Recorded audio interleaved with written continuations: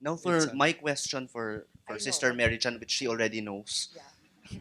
Uh, she said something about Pope Francis and women. She said she admires Pope Francis, but there's a but, sister. Yes, but first, let me tell you about how I love Pope Francis first, before I say the but. But really, kasi talagang itong Pope na to, kaya, kaya I told you kanina, I'm more at peace and I love the church more than ever because of Pope Francis. It's because he's so human being, such a human being. I don't think he's very orthodox actually in his teachings, but he's very radical in action. Dahil nakikita mo yan ng what is the gospel. This is what really the gospel is. No? Sabi niya, I don't want a church that is always moralizing and making doctrinal. But what I want the church to be is to heal wounds and to put warmth in the heart of people. Wow! Kung ganyan ang gospel natin, talagang gospel of joy yan, no? O, ito na yung bat ko kasi may time na tayo. Anyway, ang kakulangan ni Pope Francis is hindi siya masyadong exposed to the struggle of women. I'm not saying that she doesn't like women. She has a very natural way of dealing with women. Meron nga isang picture doon na inilagay yung kamay niya doon sa pregnant woman na and she did it so naturally, walang embarrassment, walang nothing, no? And and then he also says that eto sinabi niya, there is a need of a new theology of women in the church. Sabi ko, oh my God, Pope Francis, you haven't read our theology. There is a theology of women. We have done it, in the West. Kami, 1982, we already have a theology from the perspective of Asian women. Dapat lang basahin niya. Di ba? And then another thing is, she condemns what he calls feminist ideology. No? Well, if it is just ideology, okay. Like any other ideology. Kung ideology lang yan, you have to condemn it. But we are not choosing feminism as an ideology, like there, but as a principle of action. I don't think he has met a lot of Asian theologians, feminist theologians, no? What's the difference? Yeah. The difference is that there are certain kinds of feminism that are really ideological in the sense that hanggang doon lang sila sa idea, and it's all about relationship between men and women, and they can even be enemy. I mean to say they have men as their enemies and all that and all that. We are not like that. We love men. Oh my goodness, we love men. But what we condemn is patriarchy, the absolute rule of men over women. So it's not the men that are our enemies. It is the patriarchal values and that are put in the structures of society. Di ba? Kaya sa akin, Pope Francis is lovable, but he needs education about women's struggles. Thank you very much. We have time for a few questions from the audience. Anyone who would want to ask questions?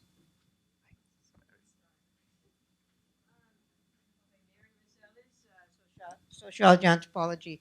I love this discussion, and like Sister, my faith in the church has increased immensely since Pope Francis came. Of course, when you deal with our bishops, you realize the real world is very far from that. Okay, but let me go into that's just a side comment. But the first issue about ordinary people practicing their sense of being religious or spiritual, belief in God, and so on, is always so inspiring. I mean, when we're in urban poor communities, which is where I usually am doing research and working with NGOs, I'm always inspired by the faith in the community despite all the difficulties. And when I try to analyze it, number one, it's really the women who carry that. I mean, the men let the women do it because that's their share, that's the role division. And the women really do it very well. Um, they they not only pray and organize, prayer groups as we saw with them when they migrate, but they're not only worried about their suffering and their problems, but their aspirations. I think it's important to show that it's not just save me from this suffering, but it's really more have a better life for my child and so on. So it's such a holistic way of looking at it, and as they say, it sustains them in all the difficulties and aspirations they have. Mostly nowhere do I ever see a priest, nuns I see. That's why I keep saying, sisters, please be more, stronger in speaking to our patriarchal brothers. But you don't see the church as church official is not there. The church is really, like you said, in groups who meet and so on. Fortunately, or what, the young people sort of are all lost in this, all right? Although many of them also construct. So when I'm saying, I guess I agree or I resonate with the notion that ordinary people who feel they have a religious perspective and spirituality are more modern, if you want to use that term. It also bothers me, but let's say use it for now, are more modern because they're trying to reconcile their lives with their values, with their views of the divine, right? And yet we have a or a power structure that does not allow that to be recognized as the basis of what the church should be, it seems to me. So I think that, dealing with the bishops is something else. I mean, we have to look at the power relations which allow this kind of conversation to go on, which seems to muzzle many theologians who don't seem to dare to raise these issues publicly with the bishops. And so we continue with this very stratified, very split level power relations in the church of people who really believe and behave and live their lives, believing in God and struggling, and a hierarchy that is completely, or not completely, out of touch with this. And how do we either bridge that gap or get rid of that hierarchy? I think one of the articles, Manuel's article, referred to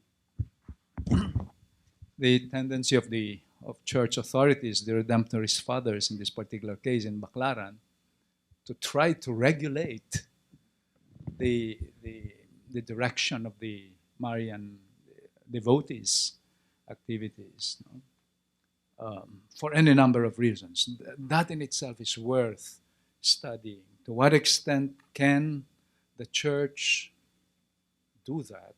How far can it do that? And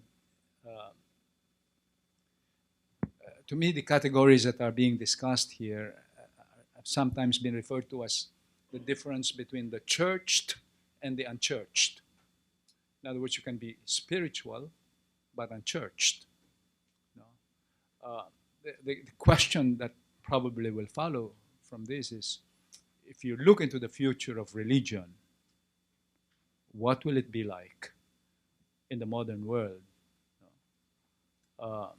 Will it be church-based, or will you have a proliferation of those modern popular religious forms that revolve around communities, but not necessarily centered on a structure in which you have the clergy as the authority? My own thinking is that if you look at the survival of any form of religiosity in the modern world, given the extreme mobility of entry and exit into communities, you will have more of the spiritual kind that is not necessarily churched. And you see this already in our country. As a matter of fact,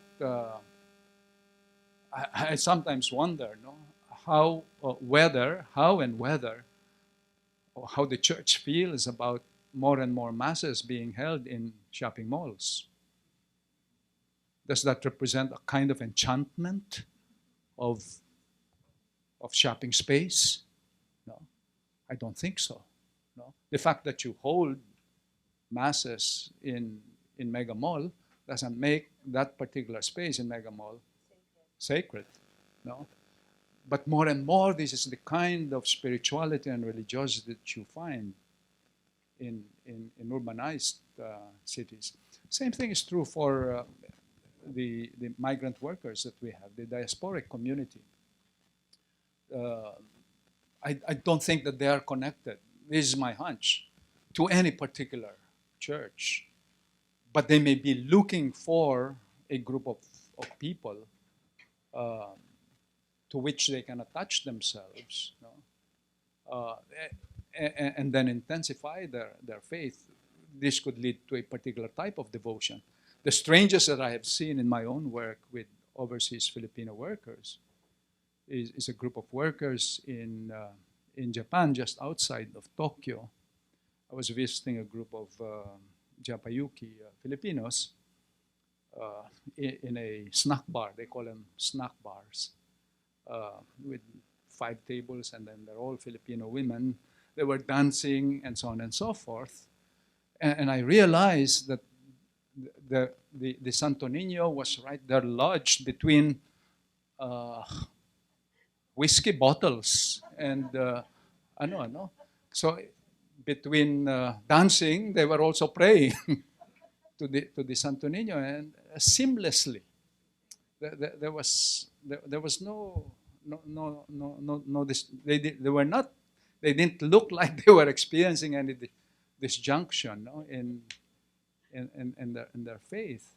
To me, it is just amazing. It's probably symptomatic of the kind of modern religiosity that you will find in the world, where people are free to choose. Unfortunately, the kind of Catholicism which we might be having in our country in the future would be precisely the kind of cafeteria Catholicism that the church discourages. No? I personally do not find anything wrong with that.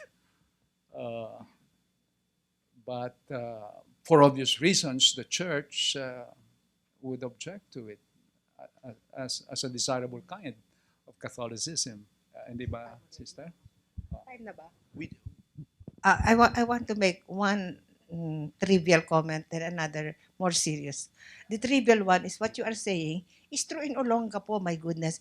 I went there for an exposure noon, matagal na. And the prostituted women, they have their, I was telling you, they have their rooms blessed for more customers. And they have a medal. No, but that was the trivial one. My more serious, my more serious one is this: we really do make a difference between spirituality and religiosity. What's the difference? The spirituality kasi, naku, mahaba to eh. The spirituality sa akin, the essence of spirituality is the experience of the transcendent. And religiosity is the institutionalization of this experience of God, of the founders, and it becomes a church, it becomes a liturgy, it becomes creed, it becomes like this, and all this around that that grew out of this, So the systematization of the practice. the institutionalization. But the thing is that when you institutionalize something, it becomes sometimes absolute. Like law. Law is supposed to make people's lives easier and facilitative. But law can become so absolute that you are oppressed by it. And then it has a life of its own and you cannot change it anymore. Or you find it so hard to change. And that's what I find in the institutionalization of religion. Now, if they are connected with this experience of transcendence, then they should, be positive, because it becomes more kind of more systematic. But the moment they cut off their relationship to this experience of transcendence, then they become oppressive. They become very oppressive, and that's why a lot of religion is very oppressive, especially to women. Diba? So I would make that, That's a Na- very interesting point. yeah. That Mary Jan is an. But I'm afraid you're describing society as a whole. Yeah, that's why. And, That's why I mean, that's when why I we- make a difference between spirituality and religiosity. And my other just continuations. I'm surprised that in your book of Catholicism, you did not have an article about the influence of Oriental religions, because I tell you, a lot of Filipinos are influenced by Oriental spiritual. I do yoga, I do Zen. A lot of nuns make Zen, you know, and I don't see any contradiction. Sometimes when they ask me, why do you go to that meditation center? You are a Roman Catholic and like that. My answer is, suppose I'm walking down the street and I see a diamond. Do I ask, is this a Catholic diamond? And so therefore, if it's not a Catholic diamond, I'll throw it away? Well, too bad for me. For me, all these diamonds are put in different religions. And I am God's heiress, so to say. And I have a right to all these diamonds. Well, it's up to me if I want to live in a box and you close it at sabi mo nga, Katolikong sarado, tinapon pa yung susi. Di ba? It's up to you if you want to live in that kind of box. But if you want to soar up into the sky and take advantage of all the riches that God has put into all, whatever, it's up to you. You either want to be a pauper or an heiress. That's my contention. Thank you, sister. We have time for one more question.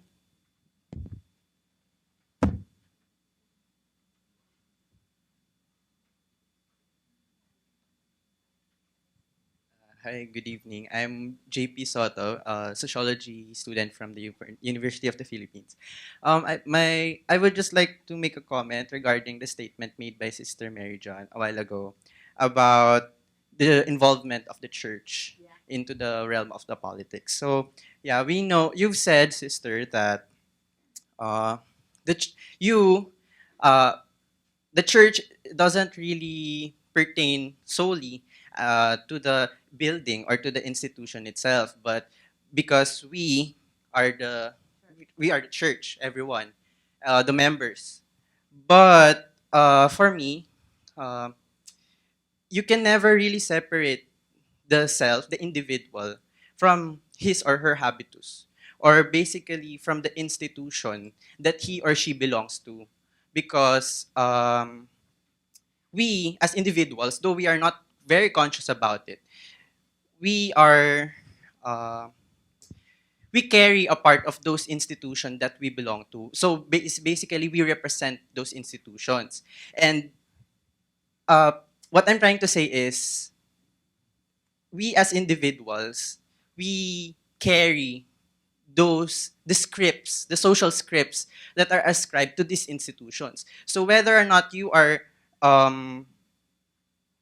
not you are a member of the polis and you have the right to you have the right to um, participate, or yeah, participate in the world of politics.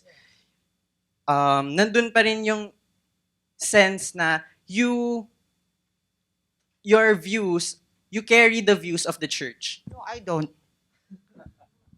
I don't always. I mean, I do not carry all the views of the church institution. I'm sorry. What I'm trying to say is, ayun nga po, you may not be aware of it, pero you kasi, the individual is shaped also by the environment or by the institutions na kinabibilangan niya. Yeah, shaped but not controlled and totally manipulated by it. Because I have my own free will. I have my own thoughts. Meron naman akong intelligence. Pag nakikita ko, ano naman to, napaka-stupido naman to sinasabi sa akin, ano that? I will carry that? Of course not. Sabi ko nga doon sa isang retreat master ko, there are so many things the church says that I don't have any use for. So, ilalagay ko na lang sila sa archive. Hindi ko sila itatapon. Pero ina-archive ko na muna sila. Pwede ba? Thank you.